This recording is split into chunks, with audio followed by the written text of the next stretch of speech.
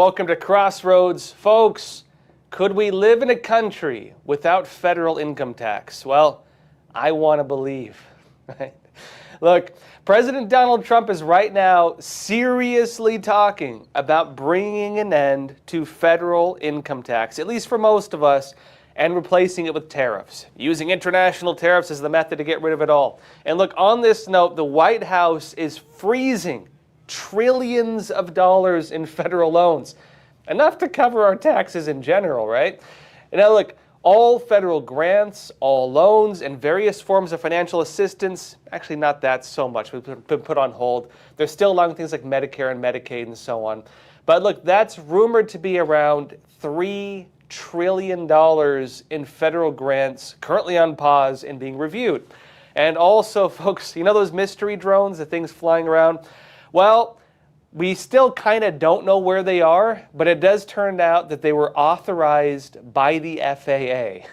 Now look, I'll be going into these stories and more today, so let's jump into it. First of all, let's talk about federal income tax. Federal income tax could soon come to an end in the United States, not for everyone else in the world. President Donald Trump first floated the idea when he was on the campaign trail, and it now seems that he was serious, along with a lot of other things that we kind of maybe thought he was joking about. In a Republican conference meeting on Monday, Donald Trump discussed how the United States could replace income tax by using tariffs instead. Let me show you this. We're going to establish a very fair system where money is going to come into our coffers, and America is going to be very rich again, and it's going to happen very quickly.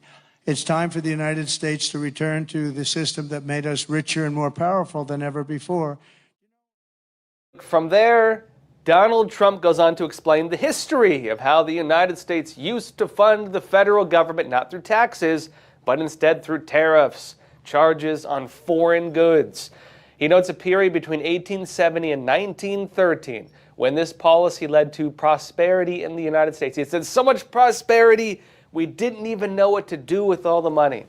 He notes that in 1887, the United States had the Tariff Commission that was in place to basically decide to do with all the money the country was making. They didn't know what to do with it all. They put it into parks and stuff like that. And now, look, with that, there were a long line of different policies like this. Bit of history, folks. In 1887, there was the Commerce Commission. It had a main focus on the railroad industry, which was the first industry that was actually subject to federal regulation, actually. And part of its role was to manage the joint tariffs between carriers. Because remember the time, the way that the early American states were established is they were almost like different countries. But the specific commission, Trump mentions, the Tariff Commission, that was a real thing also. It does go back to this. The main one goes back to the Tariff Commission in 1882 that was under President Chester Arthur. And then there was the Tariff Board that went from 1909 to 1912, right before that whole mess started. And then later on, there were other things like the Tariff Commission of 1916, right? But look, all the history aside, Trump is very much right about something important here. The United States did, in fact, used to fund the federal government mainly through tariffs. Federal income tax used to be illegal. It was not even legal in the United States for the federal government to take money out of your income to fund itself. That was illegal. They could not do it through most of the country's history, in fact. Look, there was a brief federal income tax put in place during the Civil War. You'd imagine a lot of people did not like that. It didn't last very long. The federal tax system that we know today, well, that did not start until 1913. That was not even in existence until then. And it was only made legal because they couldn't legally do it because they altered the Constitution. They had to create the 16th Amendment to make federal income tax legal. They had to give themselves the right to do it. But Trump is now suggesting we could go back. We can go back. And we may not need most federal income tax. He's suggesting if the country can secure enough money through tariffs like we used to, and also maybe cut some of our spending as well. But look, back to what Trump was saying about the history of the Tariff Commission. Here's what he said, And here's what he suggested we could do moving forward, at that same Republican event. Watch this. And this commission had one function: what to do with all the money that we took in. It was so enormous that they had no idea. It was a blue ribbon committee. It was set up 1887. And what to do with all of the money that we had. And again, Teddy Roosevelt was a beneficiary, because when McKinley was killed, he took over this vast sum of money, and he did all of those national parks and all of the other things. And I'm not knocking him, but he was given a vast amount of money. And that was all made through tariffs. We had no income tax. The income tax came in 1913.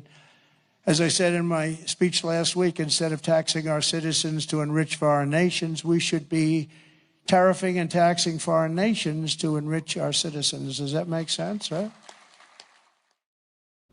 Now look, on that note, Trump has floated the idea of abolishing the IRS. And just recently, during his Saturday speech in Las Vegas, Trump noted he had a day one policy of stopping the hiring of any new IRS agents, and then added that they could maybe be moved to the border. Watch this. On day one, I immediately halted the hiring of any new IRS agents. They hired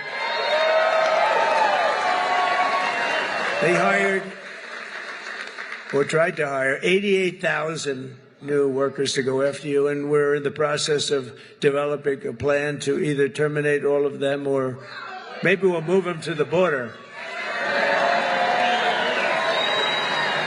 I think we're going to move them to the border. Well, they're allowed to carry guns. They're so strong on guns. But these people are allowed to carry guns, so we'll probably move them to the border. And look, remember also, just before his inauguration, leading up to it, President Trump also announced his plan. We haven't seen it yet, but he said he wanted to create a new type of tax collection agency. This would be the ERS, not the IRS, the ERS. That means the External Revenue Service as opposed to internal. And his idea of the ERS, well, look, it sounds a lot like what he just talked about in his speech. The idea that our government could be funded by taxing other countries instead of taxing American citizens. I want to believe. We'll see if he does it. But look, folks, in other news, the United States may not just be looking to history to resolve our tax issues. We may also be looking to history to fix some other problems we face, maybe with crime. And another thing Trump proposed during a speech at the GOP conference on Monday was the revival of exile, to make exiles great again. The idea that criminals could be sent far away, maybe even to other countries, to serve their terms. And it's possible that serial criminals, meaning these people who just constantly commit crimes, well, these repeat offenders could soon be sent off to other countries to face their prison terms. Imagine, you're like, do I really want to push this random stranger onto the subway tracks? Is it worth going to prison in like Guatemala for? I don't know, right? Look, this could apply not only to illegal aliens, it could even apply to U.S. citizens. Watch this. And I say, and this is subject to getting it approved, but if they've been arrested many, many times, they're repeat offenders by many numbers, I want them out of our country. I also will be seeking permission to do so. We're going to get approval, hopefully, to get them the hell out of our country along with others. Let them be brought to a foreign land and maintained by others for a very small fee, as opposed to be maintained in our jails for massive amounts of money, including the private prison companies that charge us a fortune. Let them be brought out of our country and let them live there for a while. Let's see how they like it. You'll see crime all over the country dry up. Essentially, that's what Venezuela and other countries are doing. They're getting rid of their criminals and putting them into the United States of America. And their crime is down by almost 80%. Now, when Trump talks about this, he actually, before he goes into that, he goes into a long list of some of the crazy crimes we're watching. And he refers to people who commit some of the most terrible things we've been seeing. Again, the people actually in New York, it's a thing now. People pushing random strangers onto subway tracks into oncoming trains. We've seen this, unfortunately, quite a bit. people committing rape and murder, people randomly punching strangers and robbing them on the streets, robbing old ladies and stuff. I mean, we've been seeing this, unfortunately. And look, that could soon carry a much steeper penalty. If people do these things, they now risk not only maybe going to prison because, hey, not only is that revolving door coming to a close, the consequence could be much greater now. And look, right now in the United States, the government already works with private companies to run a lot of our prisons. You know, there's actually a lot of complaints about this. A lot of people say the prison system is broken. There are complaints of overcrowding. There are complaints over the poor conditions. I don't know if third world countries would fix that or not. And especially, though, there's complaints of the high costs of maintaining all of this. Should the American people have to take a good chunk of our money to pay for some murderer to sit in prison and watch TV all day? I don't know, right? That's part of the argument. And interestingly, part of Trump's suggestion here, it seems, would be to alleviate those costs, right? By building those prisons in other countries or, just paying to use them. Kind of like a business going into another country, because remember, the prisons are, in many cases, private businesses, and you just go into a country where the costs of maintaining that business are lower and maybe create some additional incentive to not commit crime. But this could also have other implications, right? It sounds a bit to me like the way we use Guantanamo Bay, right? In Cuba, they have Guantanamo Bay, and the U.S. uses that as kind of a prison for terrorists, right? They don't treat them so well there, as we've seen and heard. Technically, there is some legal foundation for doing this, though, although some would argue this could result in conditions that are not up to American standards.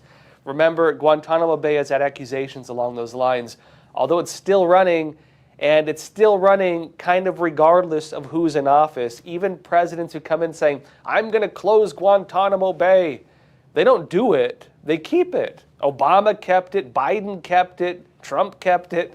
It's still there, and so Republican or Democrat, for some reason, they keep it for some reason. We would assume there's a reason for that. And so using that model, they could do it for other things too. And interestingly, look, there are rumors right now Donald Trump is considering working on this plan with El Salvador, where President Bukele has made headlines for reducing crime and ending the terror of MS-13, a really terrible gang. And he did that by enacting very strong criminal punishments for gang members. You might have seen the pictures of them, right? They are all these gang members who thought they were cool at one point in their lives and probably no longer feel that way. They're sitting in their underwear, laying against another man in his underwear, and they're just sitting like that. I don't know if they keep them like that all the time, but it doesn't look like a very happy place. Let's put it that way. Regardless of whether American citizen criminals could get sent off to, El Salvador, it does seem this is on the table at the very least for illegal alien criminals, including Tren de Aragua, including MS-13 here, including many of the people who come here and think that they can rape and rob and murder and drink and drive, and nothing's going to happen to them. Well, they might get sent off to Bukele's happy camp, right? Rolling Stone said this. It said the Trump administration is working on an asylum agreement with El Salvador. The deal would allow the United States to deport migrants, meaning illegal aliens, who are not from El Salvador, including possibly Venezuelan gang members, to the small Central American nation to seek asylum and live there in one of their little camps. CBS News reported, and it cited two sources familiar with the talks. It said this: under the terms of the deal, El Salvador would be designated a safe third country, where non-Salvadoran migrants would come to the U.S., who would come to the U.S. to request asylum. And notes that one potential plan would allow the administration to send suspected members of Tren de Aragua, a gang that originated in a Venezuelan prison more than a decade ago, to El Salvador, where they could join their friends, MS-13, in those nice little camps. And notes that Trump spoke on the phone with Bukele on Thursday, where, according to the White House, the leaders discussed, quote, working together to stop illegal immigration and crack down on transnational gangs like Tren de Aragua, which, by the way, Trump also announced as a terrorist organization. He not only has designated the cartels as terrorists, he's also designated MS-13, Tren de Aragua, and others as terrorists. And what does that mean? What does it mean if you're a terrorist and you have to go to prison? Well, it means you probably get sent to like Guantanamo Bay, and now maybe you get sent here instead. It notes this, that earlier this week, the administration began sending deportees to Guatemala and El Salvador via military flights. Not all of these are going to prison, should be noted. It notes these kinds of deportations are usually done with chartered passenger planes, not military transport, but not anymore. It notes this, quote, this is according to the White House, deportation flights have begun. That's the new White House press secretary, Karoline Leavitt. She posted Thursday on X, formerly Twitter, cheering the move and said, quote, President Trump is sending a strong and clear message to the entire world. If you illegally enter the United States of America, you will face severe consequences. Now look, on that note, in other news, while Americans were winding down for bed on Monday night, you finish dinner, maybe you take your shower, you turn on the TV, you start thinking, okay, time to go to bed. Somebody was wide awake, and that somebody was Donald J. Trump. And Trump, at that time, took to social media to make a statement that maybe took some people by surprise. He wrote this at like 11:30 at night, folks. This is Trump on Truth Social. He said, quote, the United States military just entered the great state of California and under emergency powers turned on the water flowing abundantly from the Pacific Northwest and beyond. The days of putting a fake environmental argument over the people are over. Enjoy the water, California. Well, as a journalist, that's a very interesting thing to see right before I go to bed. But it turned out that Trump claimed that he had sent the U.S. military into California to fight against their environmental policies and turn the water back on. Now look, Donald Trump had recently gone to California to see the fires and the damage, right? He met with local officials there. He met with the mayor of Los Angeles. He met with California Governor Gavin Newsom. Those of you wondering, yes, the fires are still happening as we speak. They claim they're contained, but the way wildfires work is they're unpredictable. So, winds come up and they're not contained again suddenly. The rebuilding efforts from the fires, this is going to be a very, very long and very expensive process. One that California is going to be looking to foreign assistance and federal assistance to help cover. Now, federal assistance, right? And Trump has responded to this request saying, basically, California, if you want federal money, if you want the American taxpayers all across the country to pay for the rebuilding, you need to do a couple things, right? California needs to first enact voter ID. You need to make it so that not just anybody can go and cast their votes in the elections, especially when you're importing millions of illegal aliens. And then the state needs to stop restricting its water supply because of environmental policies. No more protecting that 3-inch fish. Hopefully the fish makes it. I have nothing against the fish, right? That 3-inch delta smelt. Hopefully the fish makes it. But you can't sacrifice the people of California to save that little fish, right? That's the message now being sent. Trump has said policies to protect that 3-inch endangered fish, the delta smelt, have caused California to prevent the use of the state's water supply. Not all of it, but a lot of it. And instead of, using that to water crops and water lawns and, maybe not make the state so dry that it's like a giant Kindle, well, they just take that water and they dump it into the ocean, right? Because what better use for it? Newsom has said that this is not true. He's pushed back against Trump on this. He says Trump is lying about it. But now Trump is suggesting that, well, hey, true or not, he took matters into his own hands, sent the military there, turned on the tap, right? But on this point, it does seem that the water was, in fact, restored in California. Whether this is a rumor or not, right? Local officials They pushed back on Trump's statement. They said it was not the military. They're saying Trump didn't turn it on. They did it themselves, right? They say the federal water pumps were just now turned on. They were turned off.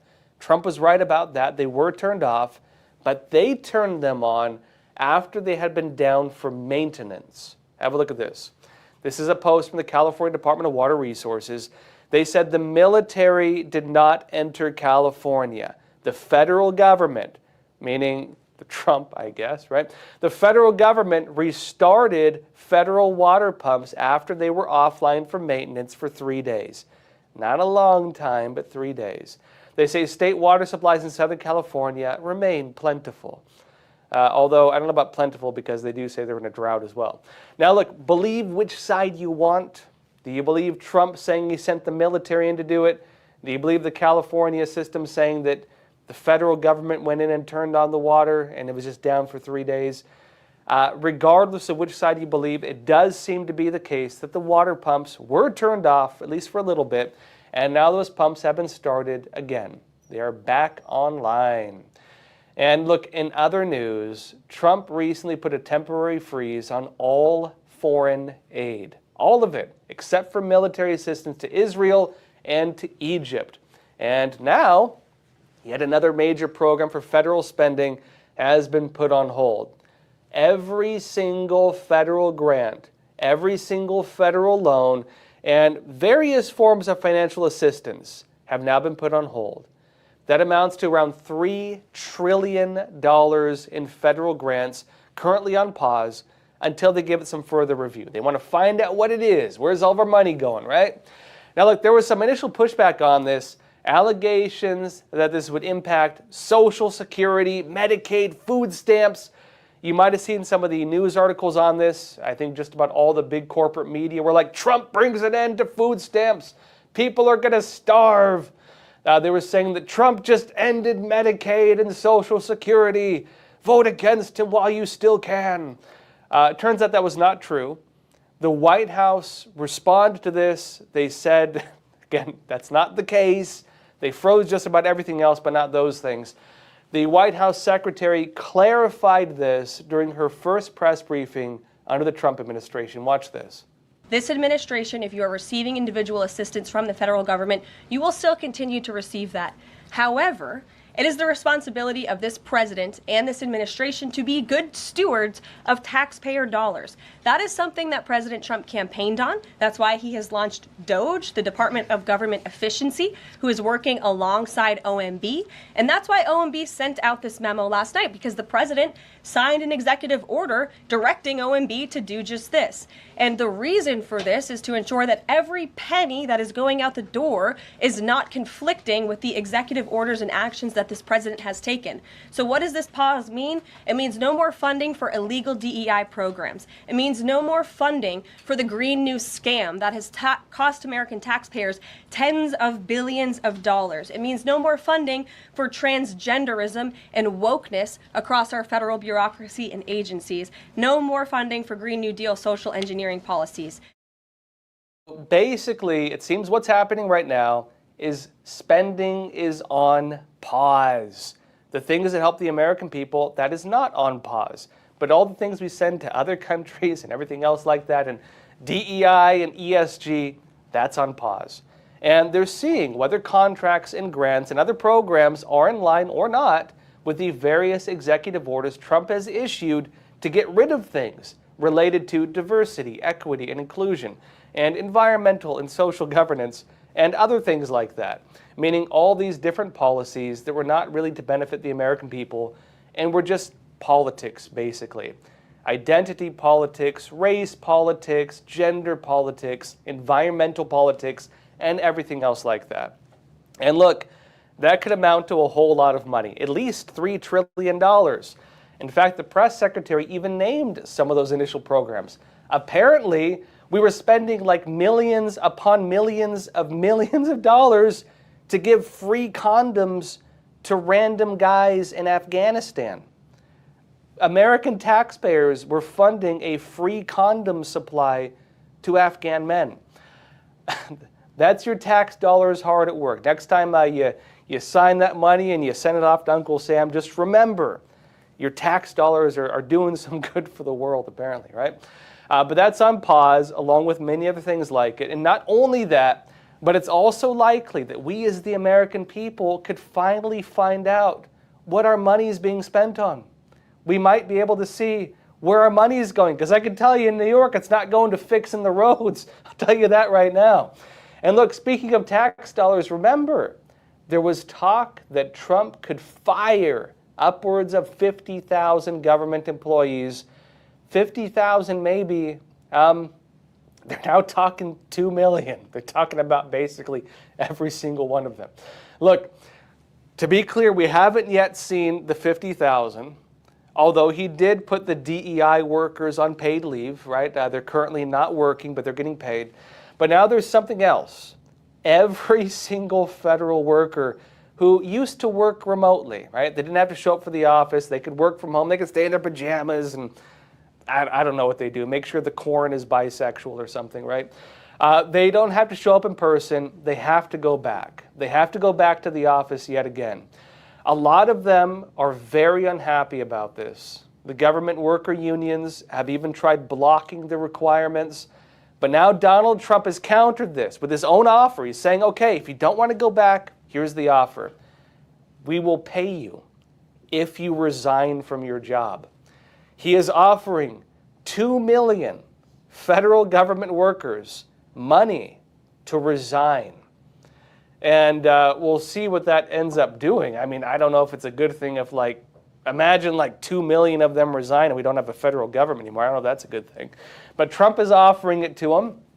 We'll see how many accept it. That is currently being worked on. Axios said this. It said the White House will issue a memo Tuesday offering to pay federal workers who don't want to return to the office through September 30th as long as they resign, quit their jobs by February 6th.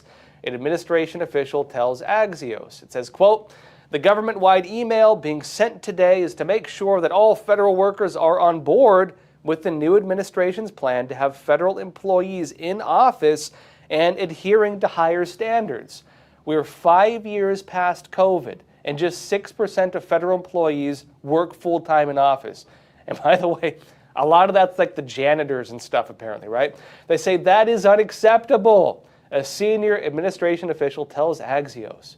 Now, they note the White House expects 5% to 10% of federal employees to accept that offer.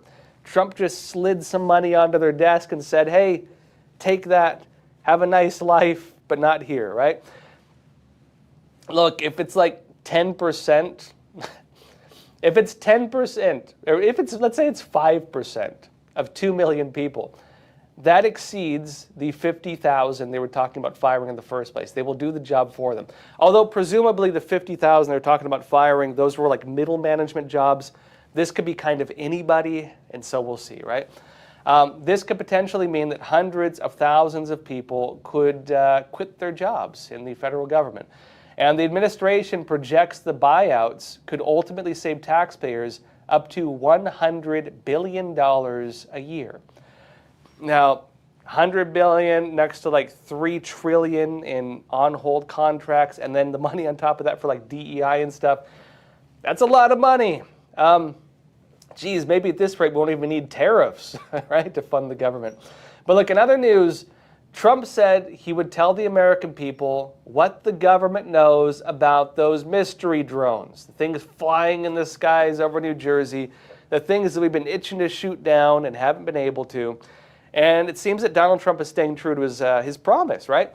The White House press secretary, she read a statement on what is currently known with the drones. Have a look at this. And before I turn to questions, I do have news directly from the President of the United States that was just shared with me in the Oval Office. From President Trump directly, an update on the New Jersey drones. After research and study, the drones that were flying over New Jersey in large numbers were authorized to be flown by the FAA for research and various other reasons. Many of these drones were also hobbyists, recreational, and private individuals that enjoy flying drones, In time, it got worse due to curiosity. This was not the enemy. So look, it seems we kind of have answers on the drones, at least to an extent, right? We now know they're not enemy drones or airplanes or something like that, meaning they're not hostile. They're allegedly not from Russia or China. A lot of the drones that were spotted were just hobbyist things. And, you know, we talked about this. I heard it too, that people were like, oh, there's drones out. Let me put my drone up to go and look for them. And then people see the drone that you put up and thought it was a drone, and then it caused mass panic, right? We kind of gaslit ourselves on that front, right? But as far as the actual drones go, the ones that caused the initial concerns, it seems that they had FAA approval for research purposes. Now, look, personally, I would say that that still doesn't fully tell us much about what those aircraft actually are. It doesn't really tell us much. It seems like what we're being told is there were plenty of false alarms, but there were real things out there also, and we don't really know what those are. And those real things were being allowed to operate. The FAA gave them clearance for research purposes. And that could mean either that these are research craft, and I would assume if they were research craft, well, they'd just tell us that. I don't know why they try to hide that. Or it could mean the United States is researching those crafts, and they've allowed FAA clearance to not shoot them down because we're trying to basically figure out what the heck they are. At least right now, though, we can say the federal government does not seem to believe these are a threat to us, and maybe we'll get some more answers, maybe when they're done researching whatever they are. Some answers on this, but look, we basically still don't know what these are.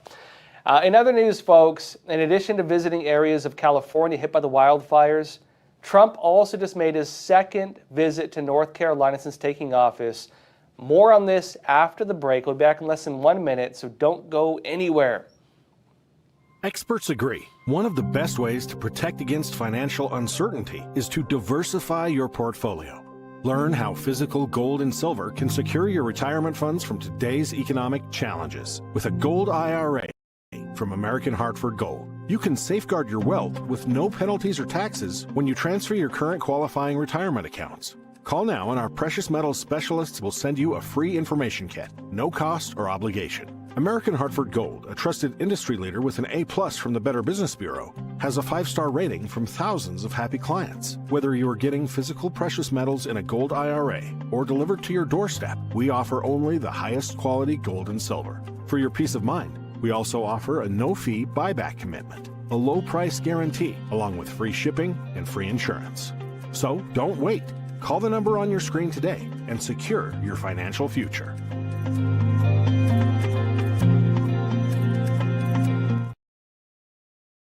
Welcome back. President Donald Trump has made his second visit to North Carolina to look at the disaster areas hit by Hurricane Helene. And look, right now, Trump went to California. He's only been in office just over a week. He went to California. He also just made his second visit to North Carolina since taking office. People in North Carolina, they're still recovering from the damage done by Hurricane Helene. The roads are still out in some places. The bridges are still badly damaged in some areas. I saw it personally. A lot of the homes and businesses, they are still destroyed. And this is problematic because it's been very cold lately, and that's a very cold area. Some are pointing their fingers at FEMA. They're arguing that they've had a poor disaster response. Trump has been very strong on this point. Trump is even now suggesting that the federal government could disband FEMA, Federal Emergency Response, and instead work at the state level on disaster response systems. Maybe take that budget, get rid of some of the bureaucracy, and localize it. This is what he's saying, right? Now, overall, it seems that Donald Trump is planning to work on getting North Carolina what it needs to recover. Here's what Trump said, according to the White House. He said, FEMA has been a very big disappointment. They cost a tremendous amount of money. It's very bureaucratic, and it's very slow. And we did see that in North Carolina where, basically the locals have everything they need and then FEMA shows up afterwards, right? And Trump said, quote, and I think when there's a problem with the state, I think that problem should be taken care of by the state. That's what we have states for. They take care of problems. And a governor can handle something very quickly. North Carolina was very unfairly treated. Very, very unfairly treated. And it was obvious. It was too obvious. And we're going to make up for lost time. Now, on that note, after saying that, Trump said he's sending in the U.S. Army Corps of Engineers to help repair the infrastructure. They're going to be fixing the bridges. They're going to be rebuilding the roads. They're going to be taking actions to help people out in North Carolina. And Trump is also going to be talking about taking additional actions to help North Carolina get back on its feet. Now, I went there personally, actually not long after the hurricane hit. It was still very rough in a lot of areas. There was a lot of damage at the time. You know, I went there pretty early on in the disaster. Look, being nice, folks, I didn't meet a single person who was helped by FEMA. Every person I talked to a lot of people. Every person said that they either never even saw them or that basically they didn't do much good for them. A lot of the FEMA efforts, it seemed, were about kind of long-term relief. Hey, let us inspect your house and see if we can repair it. Let me see if we need to condemn it. And some people were refusing to let them even look at it because they didn't want to be kicked out of their houses if the house had to be condemned. That was kind of the relationship they had with FEMA. We did see a lot of efforts underway to clear debris and to search for bodies. And so a lot of the government effort was, working on that stuff, right? They were working on downed power lines. They were getting the water flowing again. They were clearing debris. They were doing search and rescue operations, that kind of thing. I did see that. Most of the actual on-the-ground relief efforts, though, that I saw, it was almost all being carried out by regular people. Honestly, it was one of the most amazing things I've ever seen. Locals in North Carolina, you can watch my episode on it. They had helicopters running nonstop, bringing supplies out to isolated areas. They told me that they had basically every area covered through themselves. This was not the government doing it. This was local people. There were churches having big food drives. They were getting donations out. They had just generators, medicine, diapers, food, everything sitting out. People were not grabbing more than they needed. People were actually being very cordial with each other. It was incredible. People weren't pushing each other or anything like that. It was very well ordered. There were church groups and religious groups bringing supplies in from all over the country. It was amazing. People were doing everything they could. If they knew how to cook, they were cooking. If they knew how to give haircuts, they were giving free haircuts. It was one of the most amazing things I've ever witnessed. But look, the disaster there was very serious. There were some incredible stories on that also. Actually, folks, if you haven't seen it yet, check out the feature I did on North Carolina. The feature I did was called Heroes of Helene. And again, I found it very moving. It was a very encouraging thing for me to witness and incredible to see. And personally, I do hope that the relief efforts, go a bit further in North Carolina. I do hope people can get some decent houses, especially as winter comes on. That said, folks, hit the like button, leave a comment. Let's jump into some questions. Let's see here. All right, first question from Emotion007. You're saying, Josh, Letitia James from New York suing Trump for freezing the funding. How is that going to play out? It probably will not play out very well. Letitia James and Donald Trump seem to have a special kind of conflict. This is me stepping back from everything and looking at what's going on. You have a handful of judges who have constantly brought criminal charges against Trump, investigated Donald Trump, done other things. Many of those judges and prosecutors and DAs and everything else, they've also become embroiled in their own scandals. And there's allegations of them I'm not talking about Letitia James in particular, but allegations of them falsifying things, getting money on the side, kickbacks to their family members, having quid pro quo, having all kinds of things that normally they'd have to recuse themselves, and they just choose not to. Allegations that they were meeting with the Biden administration, suggesting, of course, that there was maybe some type of politicized justice and maybe like racketeering involved in bringing charges against Trump, and so on. And I personally believe that because Trump has been a target of what he calls weaponized justice, and now he has signed an executive order to have the entire federal government basically investigated. This was one of his day one orders, folks.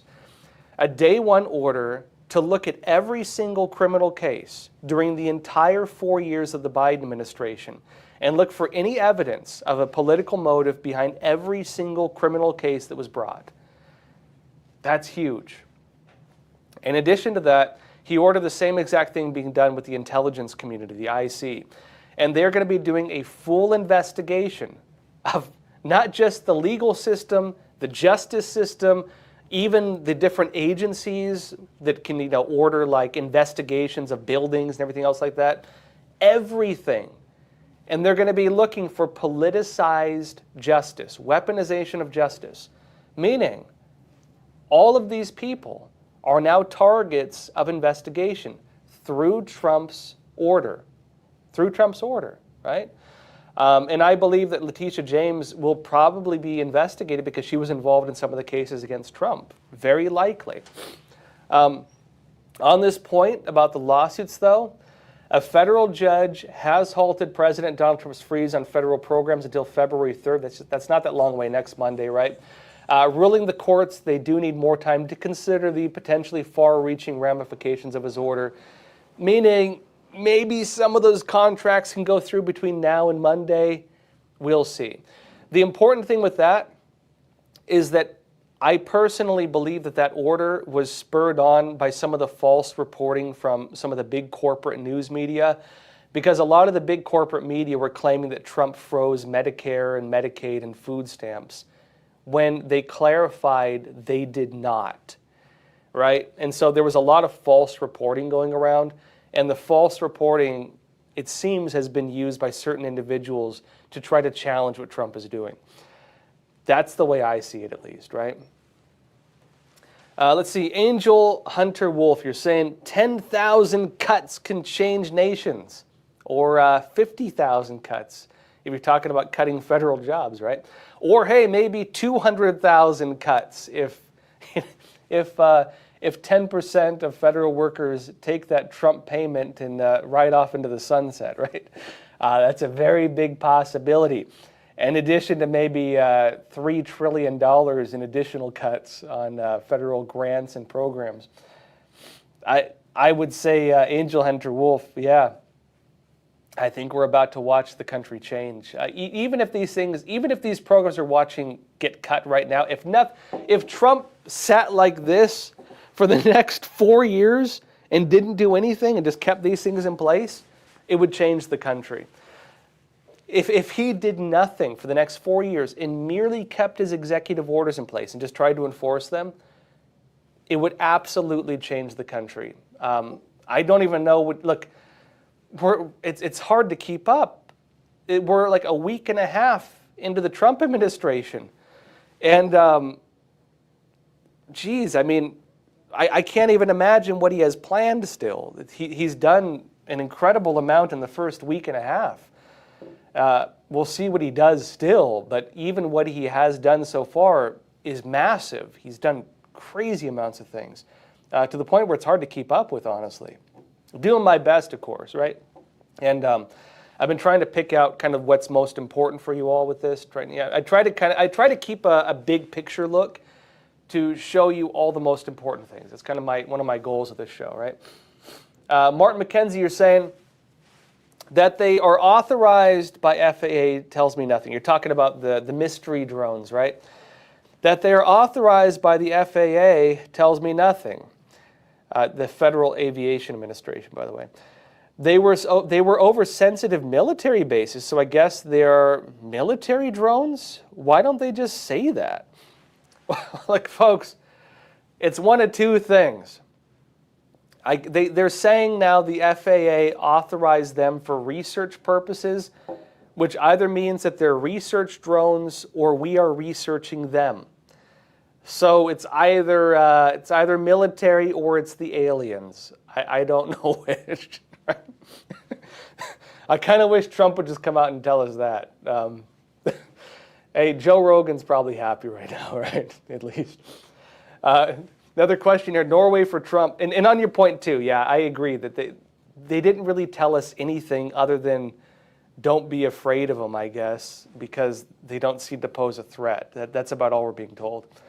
Norway for Trump, you're saying President Trump can really only do something about federal taxes. It's up to the states to levy state taxes. And you say some agencies are necessary, but you can get rid of 90 to 95% of the federal government and nobody will notice it. Yeah, that's true. That is important to note, actually. That when Trump is talking about getting rid of federal income tax, that will not affect state taxes. And in fact, look, folks, I work in New York still. And New York has a crazy tax system. It's kind of like California, where like you can leave the state and you'll have to pay New York tax in addition to like whatever state tax you have. They're crazy. They have a way of kind of balancing it so that they don't tax you twice, but they do put like a lot of additional taxes on it. It's wild stuff. You know, I think they do that partly because people were leaving the state or working out of state remotely, and New York still wants those juicy tax dollars, right? There are some states that do it. My concern is this, that Trump's going to get rid of federal income tax, and then like some crazy states are going to raise taxes to like 40% or something, you know? Although they might not be able to, because what's going to happen if they do that? Like, look, if New York State raises taxes to like 40%, I'm moving to Jersey, and you know I'm gonna find a way to like, you know, not pay taxes in New York and go somewhere else. You know, I think a lot of people would do that. I think if they make it unreasonable, if the tax levels become just totally unreasonable, people are just going to leave the states. And I think already they're pushing the boundaries of what's reasonable, which is why you see a lot of people leaving those states. It's ridiculous how much some of the states tax people. And, you know, luckily we have other options, right? And on that note, too, I think you're right that a lot of federal agencies could go away and most of us would never even notice it. You know, a lot of them are more based around like compliance, right? They want you to comply with, hey, if you own a farm and it rains too much and that puddle in your backyard gets too big, well, that puddle in your yard is now a waterway controlled by the EPA. And you have to abide by all these crazy, like, you know, environmental laws on that dang puddle. I hope you're not collecting too much rainwater in those barrels. Otherwise, we might have to regulate those barrels. You know what I mean? People deal with this kind of stuff. And, you know, part of that ties into what's called the administrative state. I think Trump is going to push back on this, and he's been talking about it. Now, on the flip side, some people also argue, well, you know, those regulations prevent people from doing crazy, stupid things. And it is the unfortunate case that laws oftentimes have to keep into account the lowest common denominator. You know, 90% of people can totally live in happy harmony with each other, and you're going to have 10% of people who kind of ruin it. And some of these agencies look at those 10%, right? And unfortunately, we deal with a lot of nonsense because of that, right? All right, let's see here.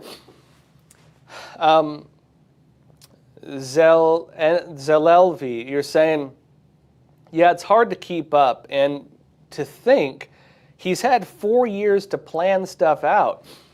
Yeah, you know, with Trump, I've seen a lot of people say this, and I think so too. I kind of think that not being president for 4 years might have been the best thing that's ever happened to Trump. It might, I mean, if you're a Republican, you're probably thinking it's probably the best thing that ever happened to the country. Because let me tell you what would have happened. In my analysis, let's go back in time. 2020 election, Donald Trump is running against Joe Biden. It's neck and neck, we're told in the media. Midnight rolls around, election night, suddenly, right? Trump is winning. We watch all the polls coming in. Suddenly a toilet overflows in Georgia. They freeze the elections, right? Suddenly Biden goes from this to this vertical rise, right? Biden on the rise and Trump continues on the same trajectory, right? It's like this, right? They're going like this. The water overflows at the election place in Georgia. They freeze the counting of the votes, and then Biden just makes this vertical jump, and then everything goes back to normal, right?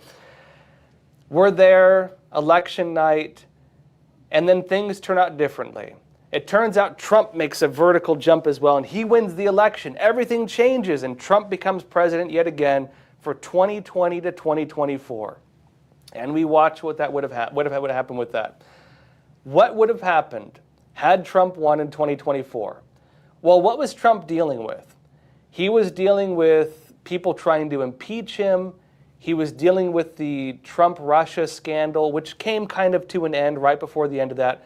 Robert Mueller published his findings. Remember, the special counsel kind of cleared Trump, said there was confirmation bias in the people who were doing the investigations. But it wasn't totally over. He still kind of made it sound like Trump did something wrong.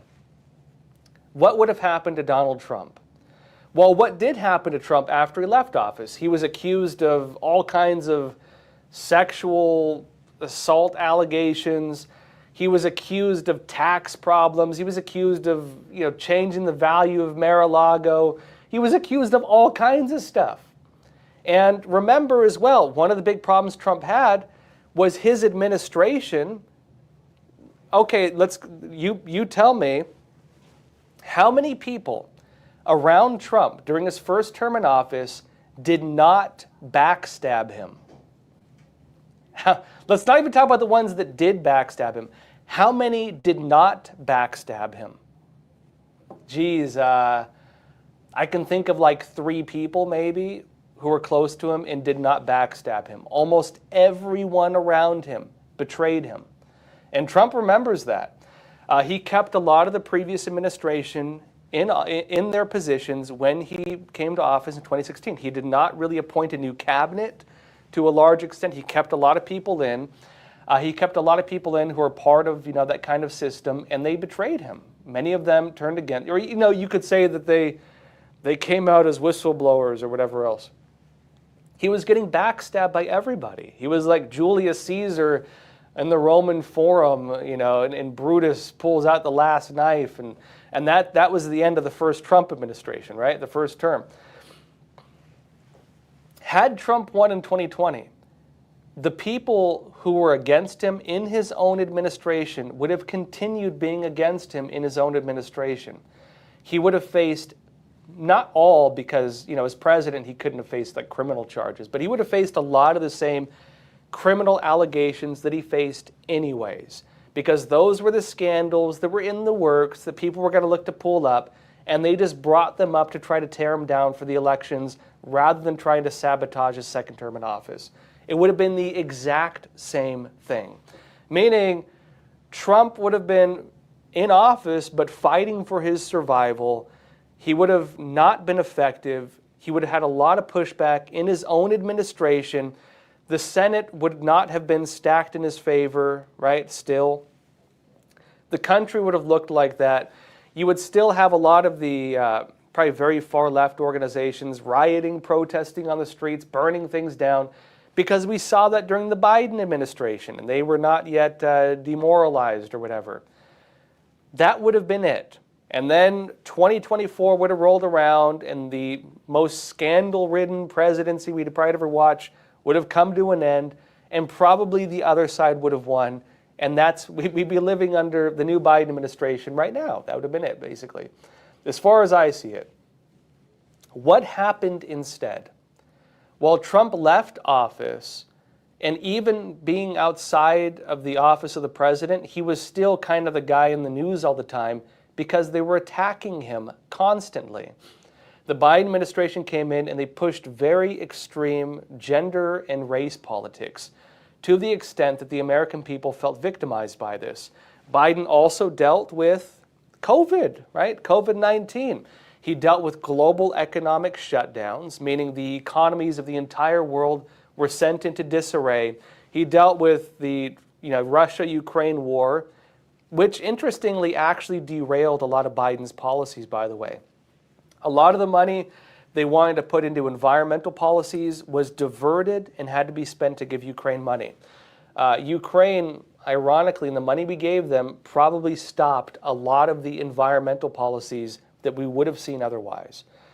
And then, basically the Biden administration was kind of hamstrung by those things. And then we watched the Democrats kind of attack themselves. A lot of the Republicans kind of became demoralized. All right, let's be honest with ourselves. A lot of Republicans became kind of demoralized. And then we watched the Democrats, the normal Democrats, the moderate ones, and the extreme left begin fighting each other. We saw this over the Israel-Palestine issue. We saw this over even some of the gender issues. We saw it on that front. A lot of feminists believe that they were victimized by the trans movement. And because they pushed it to such an extreme, it caused a breaking within their own party. Trump, during that time, worked on basically all of his policies for the next term. They looked at who can they appoint without having the problems. They looked at basically how do we purge all those factors within the federal government who hamstrung him last time, who would have been there between 2020 and 2024 had he won that election, right? And of course, they looked at all these other things and basically said, how do we not deal with the type of sabotage we faced the first time around? And Trump came into office now like with almost like G-force, right? It's like he came in and he hit and there's like a sonic boom and it's just disrupting everything. It's crazy to watch. It's like the entire world is suddenly altering itself from that sonic boom that just happened. And now he's talking. He's basically he's come in with a vengeance. Frankly, look at his presidential photo, and I think he's sending that message as well. He's coming back with a vengeance, and he's basically purging the entire system within the government that he seems to have believed undermined him the first time. He's replacing every person he can and bringing in people who are very loyal to him, which, you could say most presidents would normally do, but, he didn't do it his first time around. Not only that, but the Democrat Party is very different from last time. They don't really have a clear leader, and you're seeing a lot of them actually kind of become more moderate. A lot of them are kind of looking to work with people.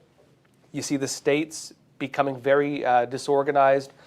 You see that the mass migration issue has actually pushed a lot of Black and Hispanic voters more towards Trump, interestingly. And you see things having changed massively in ways that are favorable to Trump that would not have been there had he won in 2020. And so, in a weird way, losing 2020 was probably the best thing that could have happened for Trump. Like, really. We'll see where it goes. I'm not, again, you can decide whether you like that or not, but I think it was the best thing that could have possibly happened to him, especially now that he won, right? Let's see here. Echo Peak Bicycling. You're saying, we need to keep our eyes out on DEI and NGOs, diversity, equity, and inclusion, and non-governmental organizations. You said to see how they are renamed and reintroduced. Yeah, that's going to be a big thing. ESG, DEI, these things just always rebrand themselves. I'd say communism does that in general, right? When communism is under attack, it just changes its narrative. they just say, oh, we're not internationalists, we're nationalists. Oh, we don't believe in gender ideology, we just believe in equality. You know what I mean? I guarantee you a lot of those organizations are not going to pack up their bags and, retire. They're going to look at new agendas. And I think you are probably watching some of them, plotting and scheming and working on new ideas. On the point of NGOs, non-governmental organizations, a lot of the border crisis is being run not just through the UN and so on, but also through a lot of NGOs. And a lot of NGOs also get a lot of money to run it.